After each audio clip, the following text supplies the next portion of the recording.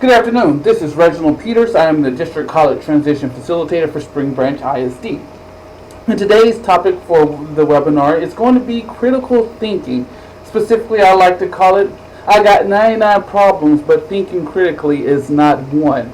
I think critical thinking more than ever is an important topic that all of us, regardless of what subject we teach, regardless of what role we play in a student's life, critical thinking is something that every student needs. It is something that is the essence of every learning foundation. I think more now, we need to encourage students to think for their own, to become independent thinkers, and to be able to take a set of facts and information and be able to analyze that so that they can draw their own conclusions. And that's what we're going to discuss in today's webinar, critical thinking and how you can play a role in that, and how you can, inside your classroom, help students prepare for that transition of post-secondary success. Because once they get into a college classroom, the professors are going to expect for them to be able to think on their own. The professors are going to expect for things not to be spoon-fed them. And I do think that we are guilty as secondary educators, that we are guilty of sometimes wanting to think for the students, or we're guilty of maybe coddling the students more than we need. And so hopefully after this, you will have the tools armed to allow students to do that on their own. Let's take a quick look at this video. Do you think?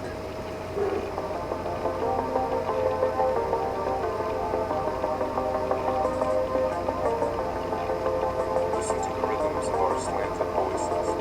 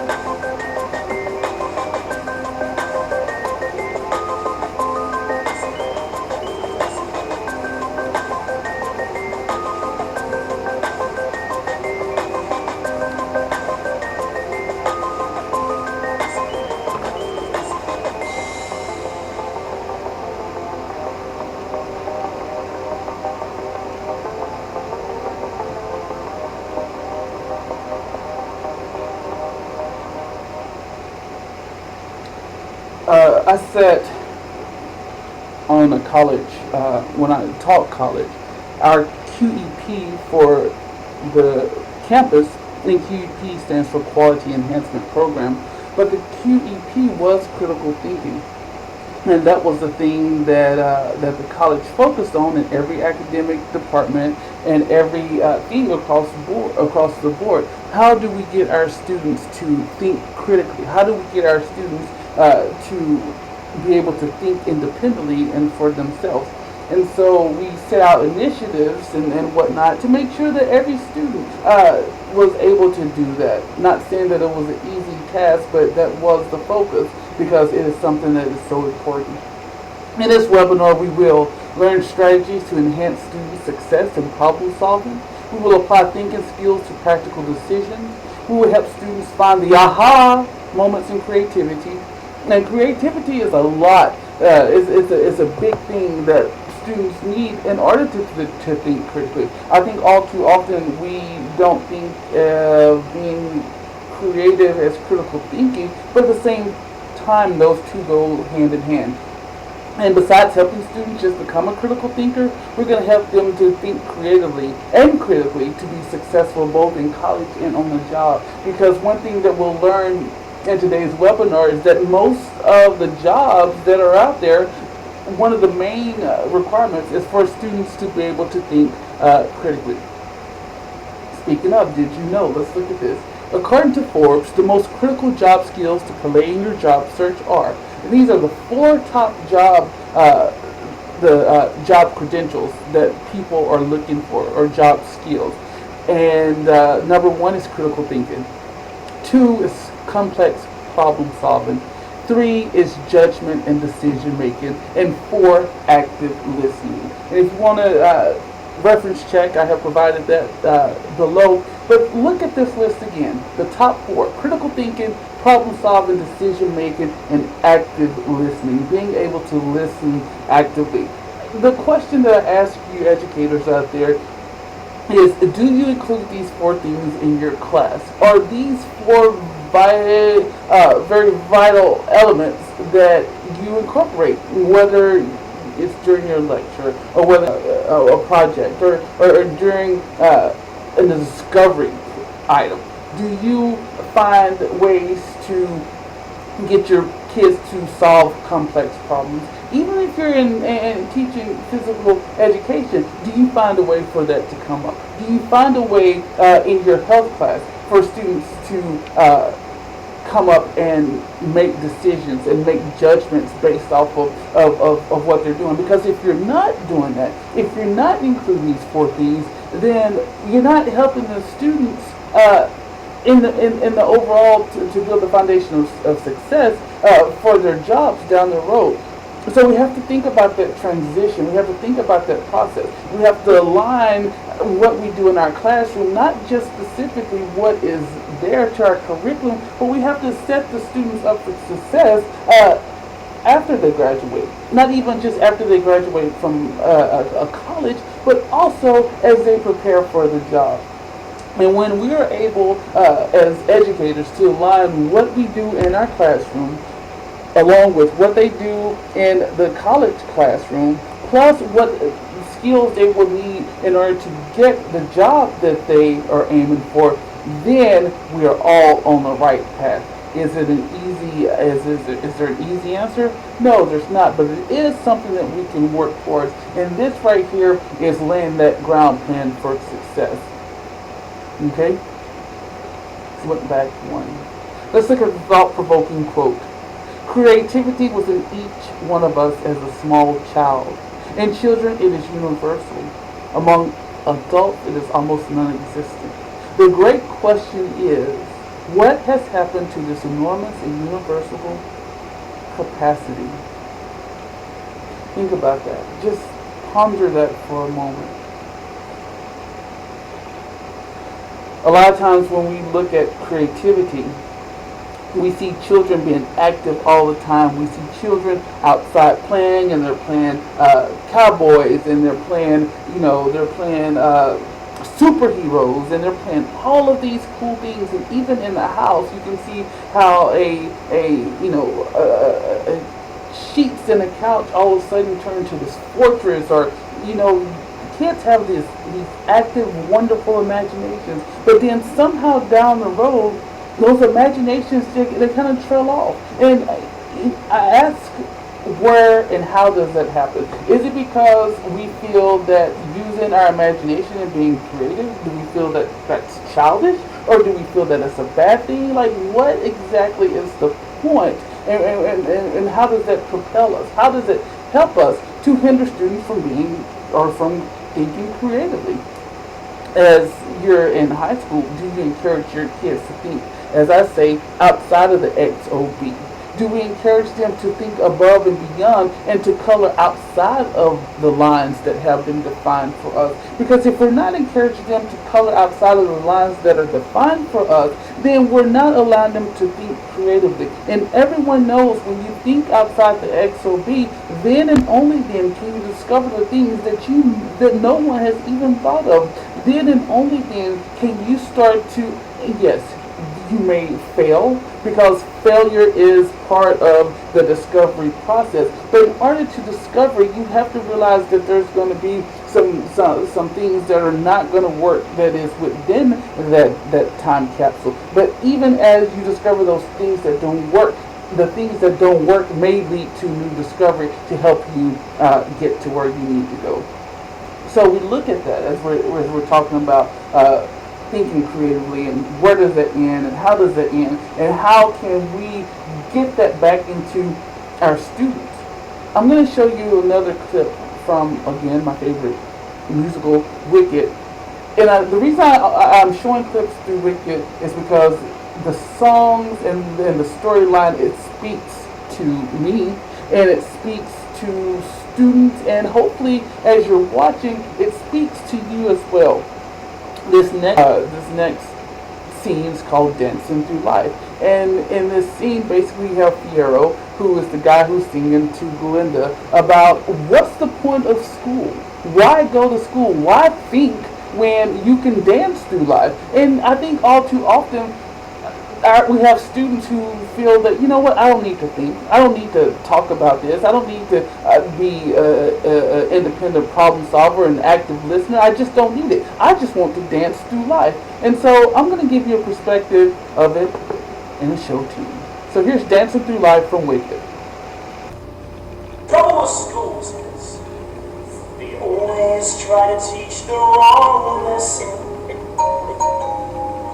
Believe me, I've been kicked out of enough of them to know. They want you to become less color, less sharp. But I say, why invite stress in? Stop studying strife and learn to live the unexamined.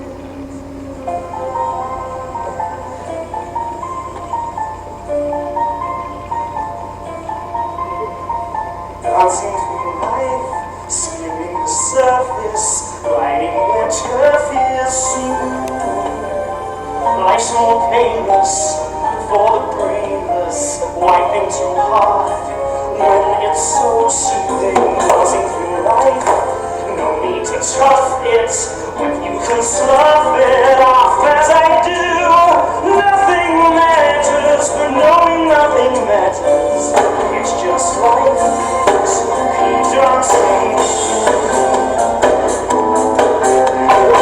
Dancing through life, swinging, sweeping, and always keeping cool. Life is thoughtless when you're thoughtless. Those who don't try never look foolish. Dancing through life, mindless and careless. Enjoy your awareness, trouble is rife. Close are fleeting, close are dancing. You're dancing.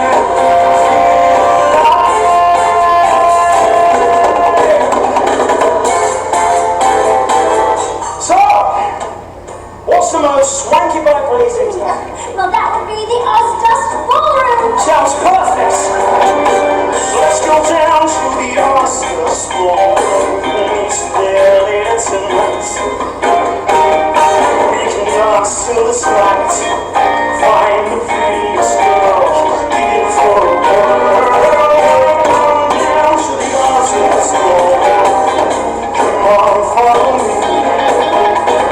You'll be happy to be there, dancing for life.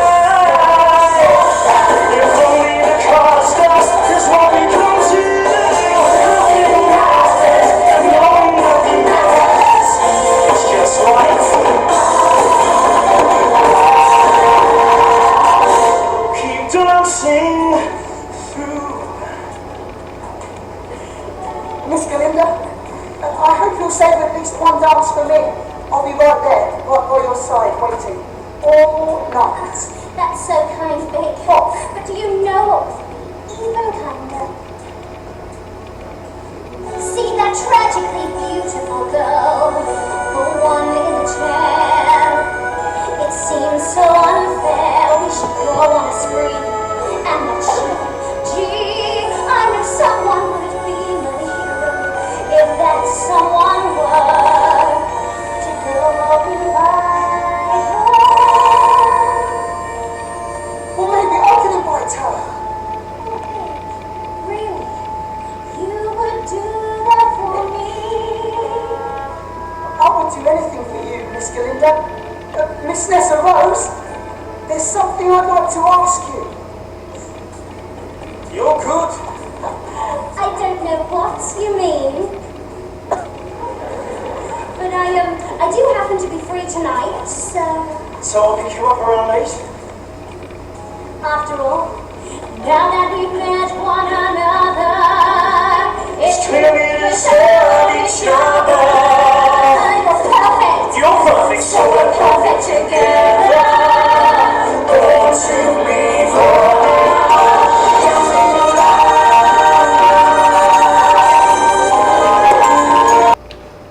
So here are the things for us to ponder. Let's ask ourselves, why do we stop being creative as we get older? Do we still embrace our sense of play and encourage our students to play and discover? At the same time, after watching Dancing Through Life, analyze the lyrics to the song. What is the theme, and how does that theme affect our society, students, and classroom today?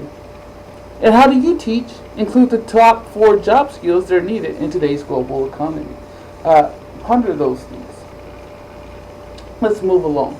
Surviving skills of critical thinking. Well, what and why should we do this? What is the point? Well, there's some reasons, and we're going to talk about those. Well, the number one reason for having critical thinking skills is to free us from nonsense. In today's age, in today's news, there's tons of nonsense going left and right. And believe it or not, even when you watch reality TV shows, there are reality TV shows where people don't even realize they're still scripted, they're still fake, they're not reality in the sense of reality. So, we need to be on the lookout for thinking that is inaccurate, sloppy, or misleading. Because if you are listening and following information that is sloppy, if you're listening to information that is inaccurate, then you're going to have a false sense of what you know. You're going to have a false sense of the information that's out there, and you're not going to be aware. And when you're not aware, this may affect your decision as a voter. This may affect your decision as you're making an important decision on your job, especially if you're a person in charge or whatever the case may be. The second thing is that it frees us from self-deception. It questions what you see, what you hear, and what you read.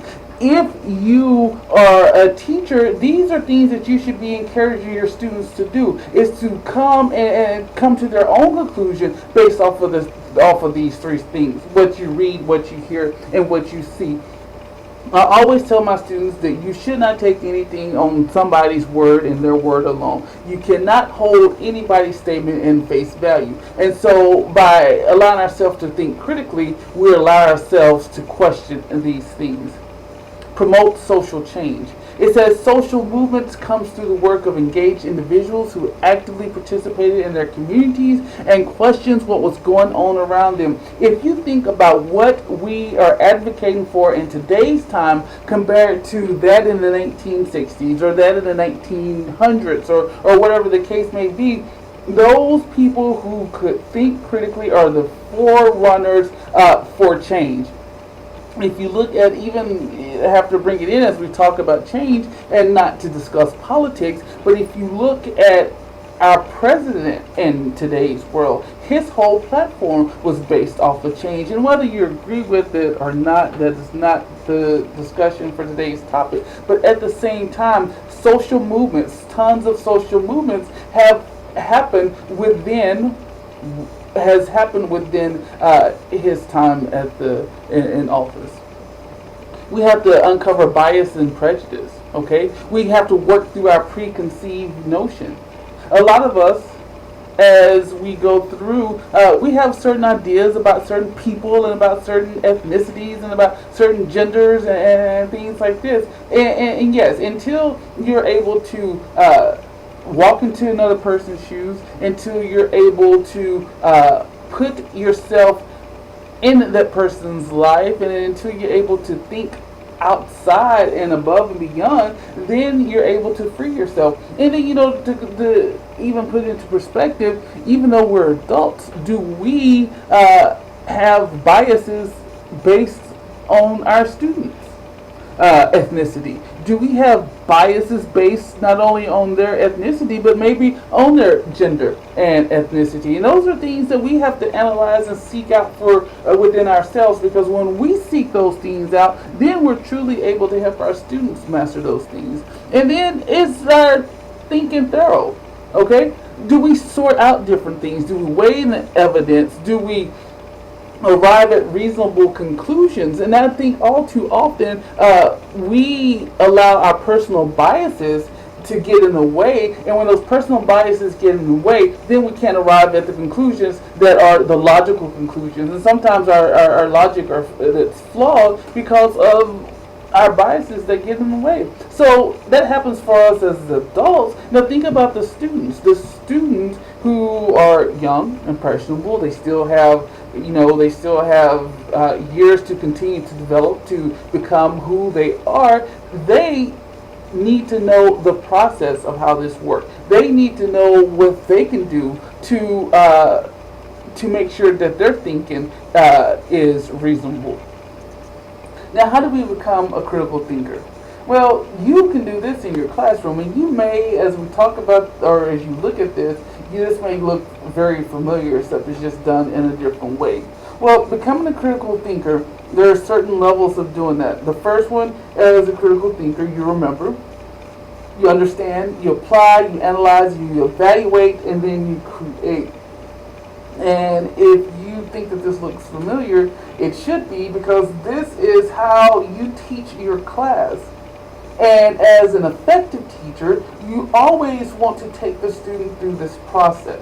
You always want to take the students from the remembrance stage up until the point of them being able to create something. And you also may know this as Bloom's taxonomy. As teachers, that's one thing that was ingrained into our head, that whole pyramid. I didn't bring out the pyramid, I brought in something different. But the whole pyramid of building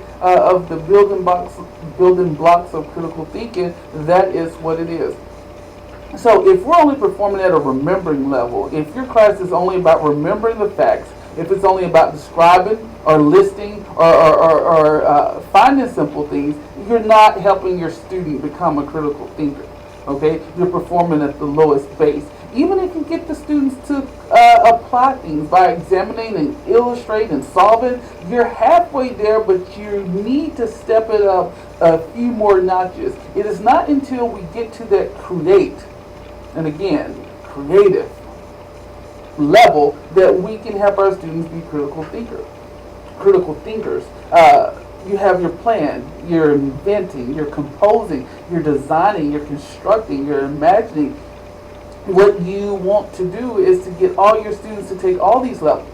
Okay? As you're teaching, you should be incorporating all these levels to prepare them to do it independently. And all too often, we don't have that groundwork that is laid for students to be independent thinkers. We don't have the groundwork for them to create. Maybe we only take it up to a certain level. Well, that is where it kicks in. That is where, if we have to You know, if we have to coddle our students, if we feel that we have to baby our students, then we need to look at what we're doing in the classroom and even outside the classroom to take them to that next level. Let's look at a crash course as we talk about managing, as we're talking about creating. Let's look at a crash course in creativity. What an amazing day filled with incredible ideas. So, where do these ideas come from? This is a question that I have been pondering for the last 35 years. Where do ideas come from? I started out as a neurophysiologist, poking little tiny cells with even tinier electrodes, seeing what they would tell me about creativity and innovation. After I finished my PhD, I went out to study and sort of learn all about creativity in the wild, working in big companies and small companies, even starting my own. And for the last almost 13 years, I've been at Stanford, teaching classes on creativity and innovation and entrepreneurship. And in my classes, I've done endless experiments with my students, trying to figure out what is involved with unlocking creativity. What I've realized over the last few years is that we look at creativity in much too narrow a way. We really need to open the aperture and look at creativity in a very different light. And what I've done is put together a model that I'm going to basically explain to you in the next few minutes about all the things we need to unlock creativity. And I want to point out, before I take it apart, that this innovation engine, that's what I call it, has two parts. The inside is you, your knowledge, your imagination, your attitude. And the outside is the outside world, the resources, the habitat, and the culture. So let's start. Let's start where most people start. Most people start thinking about creativity by thinking about imagination. So let's start there. Now, imagination, one of the sad things is that we don't really teach people how to increase their imagination in school. And so there really are ways to increase our ability to come up with really interesting ideas. We have to go back to kindergarten to see where the problem is. If you're in kindergarten, it's very likely you'll get a question like this. What is the sum of 5 plus 5? So what's the answer to this? 10. You guys are really smart, right? Okay, we know it's 10 because there's one right answer to this problem. But what if we ask this question in a slightly different way? What if we asked, what two numbers add up to 10? How many answers are this to this? Infinite. Infinite number. And this is critically important and something that many of the speakers have brought up today, is that the way you ask the question determines the type of answers you get. The question you ask is the frame into which the answers will fall.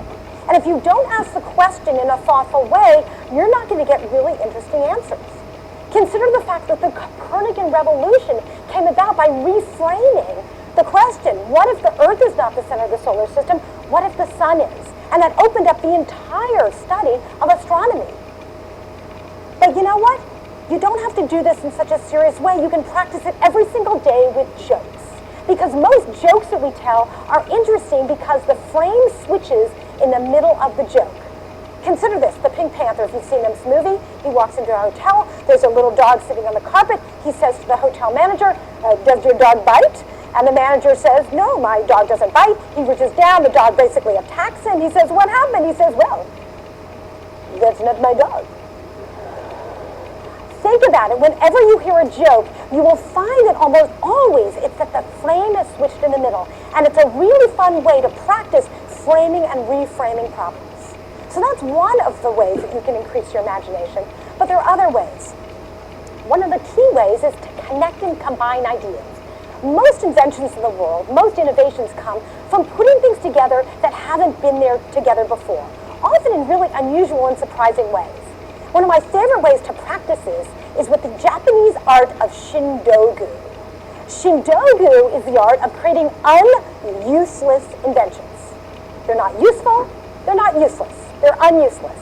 And what they really are is a way of saying, there might be something here, but I'm not quite sure. So in this example with the umbrellas on the shoes, well, gee, it might not be very practical, but it unlocks some really, really interesting ideas. Speaking of shoes, here's another shindogu. Okay, little dustpans. Again, it might not be practical, but you know what? There's an interesting idea there. Again, you can use jokes for inspiration every single day. One of my favorite things whenever I get the New Yorker, and I'm sure anyone who reads the New Yorker knows, the first thing you do is you open up the back cover and you look at the cartoon caption contest. The cartoon caption contest always puts things together that are non-obvious, often things that are out of scale or things that would be very, very surprising to have in the same frame. And your job is to come up with a really creative way to connect these things in really interesting and surprising ways. So here's the caption for this cartoon. It is, we'll start you out here, then give you more responsibilities as you gain experience. Now, of course, you could come up with an endless number of other solutions. So those are two ways for you to increase your imagination, but there's another that I want to bring up today, and that is challenging assumptions. One of the biggest problems we have is that when we ask people questions and give them problems, they come up with the first right answer. And so we end up getting really incremental solutions. So what we do in our creativity class is we give problems that are really surprising where there is not one right answer. So here's an example of one I just gave recently. This is the exact design brief. I gave this actually a group of students at Osaka University, and their challenge was to create as much value as possible, value measured in any way they wanted, starting with the contents of one trash can. They had 2 hours to do it. How'd you like that to do that? One of the interesting things about this assignment, and I put a lot of thought into framing the problem beforehand, is that trash is actually has negative value, right? We actually pay people to take it away. So what happened is these students ended up spending quite a bit of time in advance of diving into the project thinking about what value meant for them. They thought about friendship and community and health and financial security, all sorts of things that ended up informing the way they thought about the trash cans that they were going to use to create some value. To raise the bar even further, I gave them a little bit more of a challenge. I told them that I had sent a note out, which I did, to my colleagues around the world, and invited their students to participate at the same time. So there were students in Europe, in Asia, in the US, and in Latin America. So let me show you a couple of the things that resulted from this. A group in Ecuador started out with a garbage can filled with yard waste. Yard waste. I probably wouldn't have picked that trash can, but look what an amazing thing they did. They turned it into a beautiful mural. Or a girl in Ireland, her mom had just gone through her brother's sock drawer and had a whole trash can of old holy socks. You know what she did? They were all different colors, black, white, gray. She cut them up, sewed them together, and made this sweater. Pretty cool. I hope some of you will go through your sock drawers later today. So these are 3 things you can do to increase your imagination, right? Framing and reframing problems, connecting, combining ideas, and challenging assumptions. But unfortunately, this is not enough. You need to look at the other pieces of the innovation engine. And one of the next pieces on the inside is your knowledge. Your knowledge is the toolbox for your imagination. Today we've heard all about medical breakthroughs and about autonomous vehicles. And why? How could they make this? These folks needed a depth of knowledge about medicine or about engineering to bring these ideas to life. Now, of course, you can learn things by going to school, by reading books. But one of the most powerful ways to learn things and to gain knowledge is by paying attention. Most of us do not pay attention to the world around us.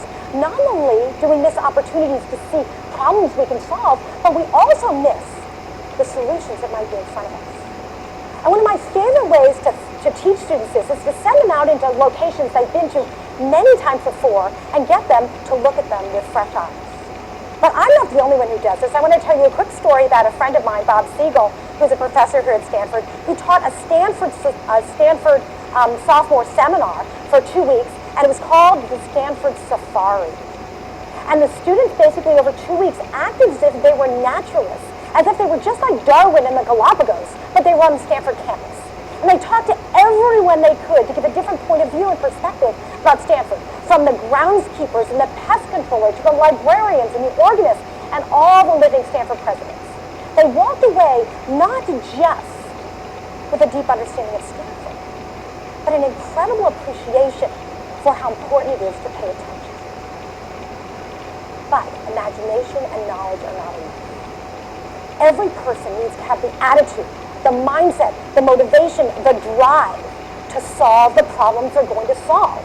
If you don't have that drive and that motivation, you're not going to connect and combine ideas. You're not going to reframe problems. You're not going to challenge assumptions and go beyond the first right answer. Most people, unfortunately, view themselves as puzzle builders. They basically see themselves as having a very defined task, and their job is to get all the pieces and put them together to reach that goal. But what happens? If you're a puzzle builder and you're missing one or two pieces, what happens? You can't reach your goal. True innovators, true entrepreneurs actually see themselves as quilt makers. They basically take all the resources they have around them. They leverage the things, even the garbage can, right? They leverage the materials they have that are available to them and create something that is surprising and really fascinating. This is incredibly important. We have to view ourselves as those who can leverage the resources we have around us to really make amazing things happen. So this is our internal combustion engine for creativity. Our knowledge is a toolbox for our creativity. Our imagination is the catalyst for the transformation of that knowledge into new ideas. And our attitude is the spark that gets this going. But unfortunately, that's not enough. And it's one of the reasons why there's so many amazingly creative people who are basically not living up to their creative potential, because they're not in environments that foster and stimulate and encourage this type of innovation. So we have to look at the outside of the innovation engine. Let's start first by looking at habitats. Now, habitats include several things. It's certainly the people you work with. It's the rules. It's the rewards. It's the constraints. It's the incentives. But even more than that, it's the physical space. Consider the fact that when we're little, when we're kids, we go to kindergartens. They're stimulating environments. You walk in, you know it's a place you're supposed to be creative. It's colorful. There are a lot of manipulative. The room is very flexible. But unfortunately, you graduate from this type of environment and you get to go study somewhere like this. The chairs are lined up in rows and columns. They're bolted to the floor. And if you talk to anybody, you get in trouble. I tell you, I spent my entire growing up writing silence is golden, okay? And the fact is, we then get very upset because the students, they're just not so creative anymore, and everyone laments that. And then they are successful in this environment, and they go off to this environment where they were. And I know why you're laughing, because it's all too familiar. These type of offices were designed to be like prisons. And unfortunately, what happens is we again get very frustrated that the people who are working in these type of environments are not very creative. The thing is, the space we're in tells a story. Every space is the stage on which we play off our life. And it tells us what role we play, how we should act. I'm fortunate enough to teach at the D School, and these are actually some pictures from my class. Now, it might look like the kids are back in kindergarten. They're actually working on a very sophisticated problem here, as are the students in this picture. But the room is much more like a kindergarten space, with lots of manipulatives, lots of things to prototype. The room is set up, it's like a theater. We can set it up differently every 5 minutes, depending upon what we want to do. Nothing is bolted down. Really innovative firms know this as well. This is a picture from Google in Zurich. This is a picture from Pixar. These are not frivolous, because these are messages that the company is giving to the employees that's saying innovation, creativity, and playfulness are valued here. But this is not enough. We also have to think about the resources we have in our environment. And resources come in so many different flavors. Unfortunately, we think of resources as things like money. And money is a fabulous resource. We certainly benefited from it here at Stanford and Silicon Valley. But it's one of many resources that we have available to us. We need to look at the natural resources. We have to look at the processes we put in place. We have to look at the cultures we build. Unfortunately, I get a chance to see this happening in different places of the world. I was up in northern Chile recently, and it was absolutely spectacularly gorgeous up in the north of Chile. The beach was endless. It's a 3,000-mile beach, and the Andes are there. And I said to the people in this town of Antofagasta, gee, what's really getting in the way of your success? And this man said to me, well, it's a really horrible environment. I said, really? Did you look outside? Because they didn't see, they were trying to replicate the resources someone had somewhere else, as opposed to seeing the resources they already had. So here, picture of this city, think of the culture there. Culture is important. culture is the last piece of the innovation engine. Culture is like the background music of any community, of any organization, of every team, of every family. And I'm going to play you 2 video clips to demonstrate this. Think of the music in these video clips as the culture in each of these scenes. I'm going to play the same clip twice. This is a clip from 1919 Coca-Cola bottling factory. Okay? And I want you to think about how you feel, whether you would want to be there, and what you think is in those bottles.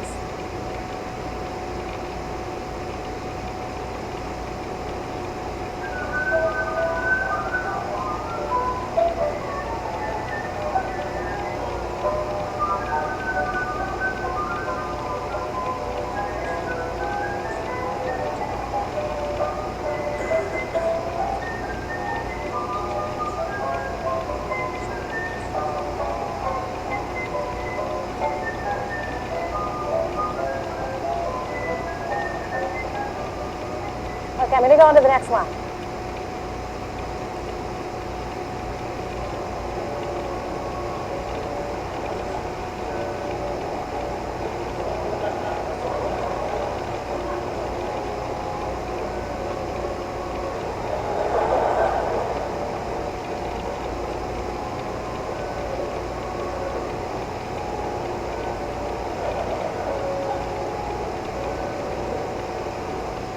Okay, you got the point, right? So the fact is, this is the outside of your innovation engine. But let's put it all together. Now you might say, okay, Tina, that's really interesting, but how come you have this fancy Mobius strip here? You could have just had an inside and outside. But it's a Mobius strip because the inside and the outside are completely woven together, and nothing can be looked at in isolation. Let me show you how. Imagination and habitat are parallel here, because the habitats we build are the external manifestation of our imagination. If you can't imagine it, you can't build it. And in addition, the habitats we build directly affect our imagination, the way we think, the way we feel, the way we act. This is also true with knowledge and resources. The more we know, the more resources we can unlock. And the more the type of resources we have determine what we know, right? The more we know about fishing, the more fish we're going to catch. The more fish we have in our environment, the more likely we know about fishing. This is also true with attitude and culture. Culture is the collective attitudes of the community, and the culture clearly affects how each of us thinks. The wonderful thing, though, is this Mobius strip of the innovation engine is so powerful that you can start anywhere. If you're the manager of an organization, you can think about the culture and set the culture. You can build habitats that stimulate the imagination. If you're an individual, you can start by building your base of knowledge. You can start with a passion and attitude that you're going to solve a problem. You can start anywhere to get this innovation going. The most important thing is that everyone has the key to their innovation engine. It's up to them to turn it. Thank you.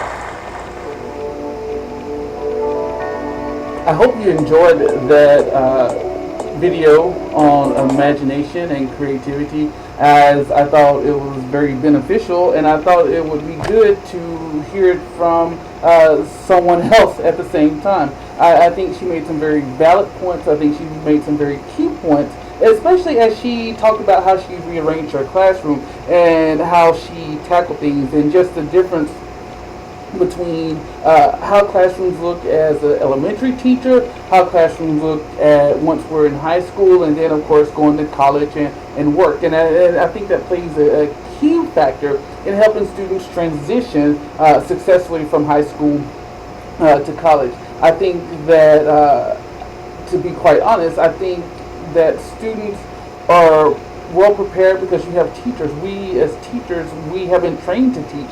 And then when you get to college, students are expected to basically teach themselves, as professors are not necessarily trained in the art of teaching as much as they're trained in the subject that they are teaching. And not every professor knows how to teach. That is the bottom line. So as we move on, we have to think about what can we do to help students find those aha moments. And those aha moments are going to be the moments that students use in the post-secondary success and on their jobs as well. So we need to choose as teachers, we need to implement early in the stage of our planning ways for students to think creatively. Every single subject, regardless of what it is an opportunity for you to allow students to think creatively. It's up to you to think outside the XOB to come up with that solution. So how do you cultivate that burst of creative hurled by the arrival of a new or original deal? How do you cultivate that? And we think of cultivate as much like a garden. You have to plow that garden again and again to get rid of the weeds and to get rid of the bugs, but yet at the same time to allow for that fruit to grow and prosper. How do you follow through? How do you take those step-by-step procedures, planning and action to lead to creative thinking? Now, here's the kicker. As you create projects and things for those aha moments, it is more difficult. It does take more time, but the means justify the end to that. So here's how to create ideas. Brainstorm. Come up with whatever it is. Focus and let it go. Then cultivate the serendipity of it. Keep idea files, collect and play with data, create while you sleep, and refine ideas and follow through. And I'm going to talk about the refining ideas and follow through because I think everybody, all of us out there have great ideas, wonderful ideas, but it's the fact that we don't refine those ideas and follow through is the reasons why those ideas get lost. So once you think of an idea, how do you take it from point A to point B? How do you make sure that your vision, your thought process is carried out? And that's the difference between the Steve Jobs of the world, who had a vision and take it all the way through, as opposed to the people who have ideas and haven't done anything with. So you may say, oh, I'm going to write a book. You majored in English as a student, and that's what you wanted to do. Your dream was always to write a book. You had this brilliant idea for a book. Or maybe you were majored in film. You had this excellent idea for a film. Or maybe you were majored in science. You had this wonderful idea for chemistry. Okay, you had these ideas, but where did they stop? Why did they stop? Well, you think about you and where you're at in your life, and then you think about the students. You think about where they're at and what they can do and how they can move forward. And then think about the role that you play in getting them from point A to B. Think about the role that you play that you can help them, through the lessons that you create, think creatively. Learn to trust the creative process even when no answers are in sight. We're often reluctant to look at problems for if no immediate solution is at hand. Here's a very powerful thing, and it is the creative process. And if you haven't ever been able to experience the creative process, it's a thing that scares you, it's a thing that intimidates you, and it's a thing that you feel helpless with. However, when the creative process happens, it is chaos. It's controlled chaos, but indeed it is chaos. And if you're a person that is more scientific and a person that is more down the path, then the creative process kind of scares you. At some point, you may even see that there's no real sense in what is going on. You may not be able to make it out, but you have to trust that process and know that the product that your students are going to make and the products that they're going to create, it's all going to fall in line with that. Now, as you think creatively, you have to bring students and make them aware of fallacies. And fallacies happens all the time, and you can see students, you can see fallacies come out in their thinking. And it's not because that's what they intend to do, it's simply because they don't know it. And it's up to us to bring this to the forefront. And here's some common logical fallacies that we all do as humans. We jump to conclusions. All too often we jump to conclusions. That's why I put that one first. Okay? We sometimes think in all or nothing terms, and I'm simply skipping around, bringing up the ones that I think the ones that I see the most. So it's all or nothing. It's either this or that, and we don't have any room for middle ground. logical fallacy, and then creating a red herring, throwing something in there that maybe won't even necessarily address the problem or the issue that is at hand. So those are just some common logical fallacies, and those happen throughout all life. Again, make sure the students are aware of this when they're making their decisions as they're able to think. Assumptions. We assume things every day. Okay? And when we assume things, when we assume that you did this because of you hated me, when the actuality of it, the student didn't hate you. The student, has issues at home. His parents are working 3 jobs to pay the rent. He's working 60 hours a week to help pay the rent. So we're assuming that the student is lazy, when in actuality, the student is not lazy. So look for assumptions, okay? Find exceptions to the assumptions. Write it down and look for the assertions implied by that viewpoint. And sometimes we have to self-check us. As teachers, we need to do this in order to be able to move to help the students. So, let's find an assumption in this exercise, shall we? My mother and father have a good marriage. After all, they're still together after 35 years. I'll give you about 5 seconds to find the assumption.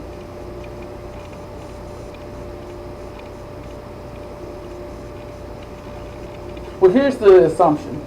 Good marriages are those that last a long time. That is not necessarily true just because they've been married 35 years. Because you may know of a married couple who stayed together for decades even though they are unhappy. But yet at the same time, as we look at that statement, it sounds profound, it sounds real, it sounds correct. Yet that is the most common assumption. Now think about your students when they're off and they're away from you. Think about the assumptions and think about the life and think about the things that they're going to do, the peer pressure and things that they're going to encounter for their students, and think about how those assumptions are going to play into their life. Now you think about, as a teacher, what you can do to help them.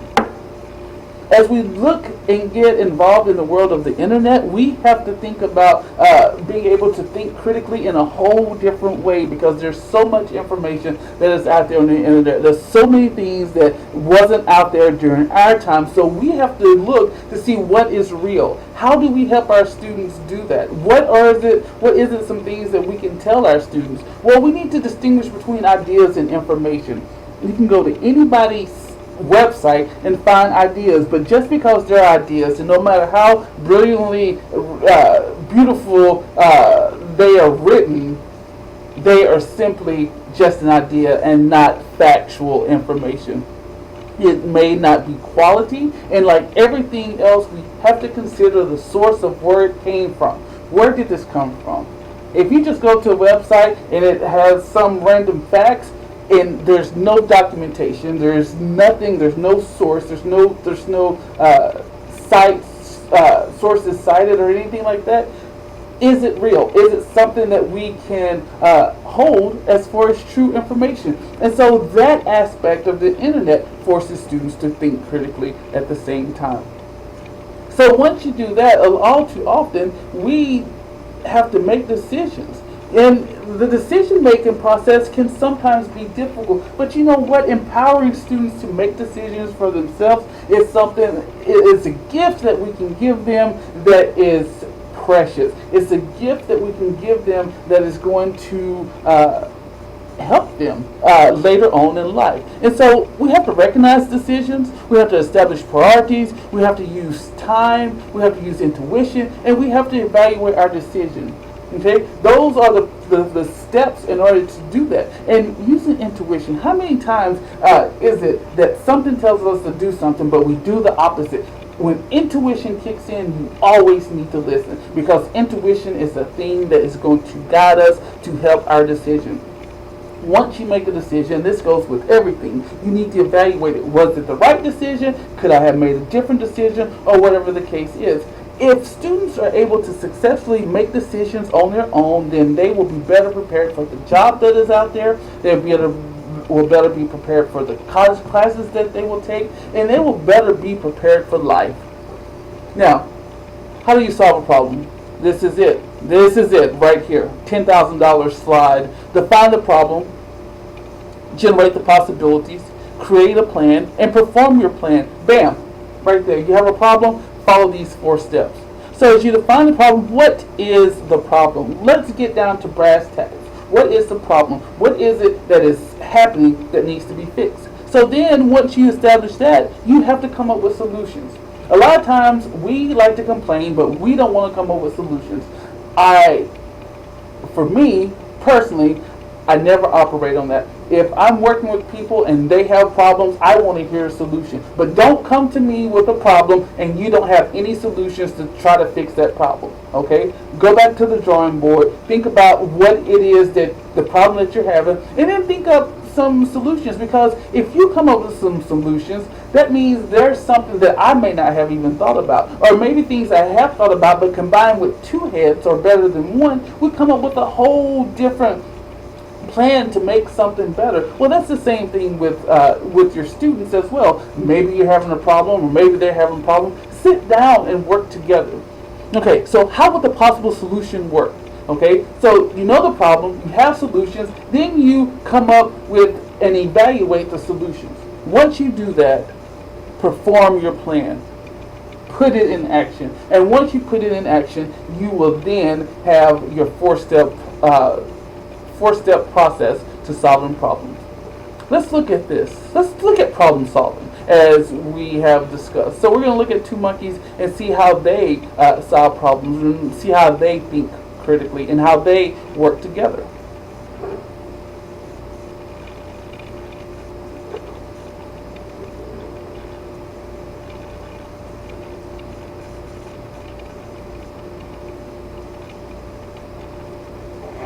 In an experiment at the Great Ape Research Institute in Japan, a chimp knows that food is hidden under a stone.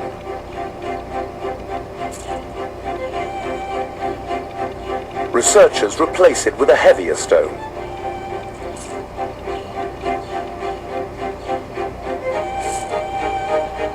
If 2 chimps each know about the food, can they work together?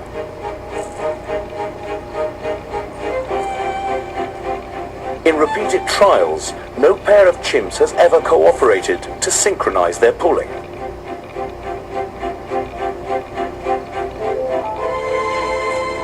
If one chimp is replaced with a person, the other animal still doesn't collaborate at first. But eventually, it figures out the sweet rewards of cooperation.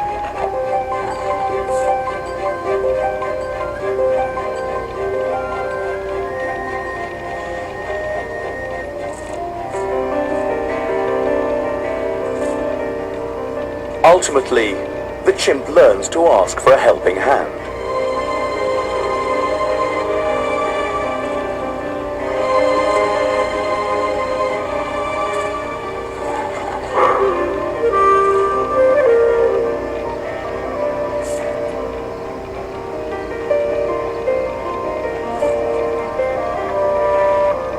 A needy chimp may well recruit help from a human, but will it ever offer assistance? One of the most surprising findings of all of my years of studying apes has been that they actually will help humans.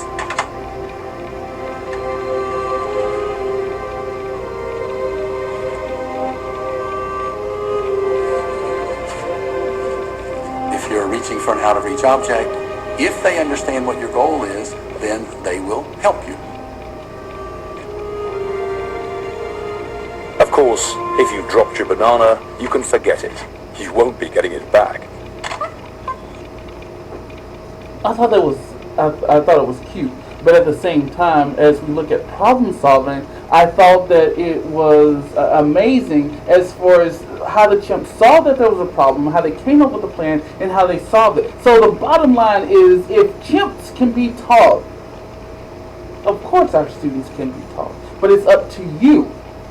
It's up to you, the teacher, to bring these things to their attention so that they too can be successful and solve problems.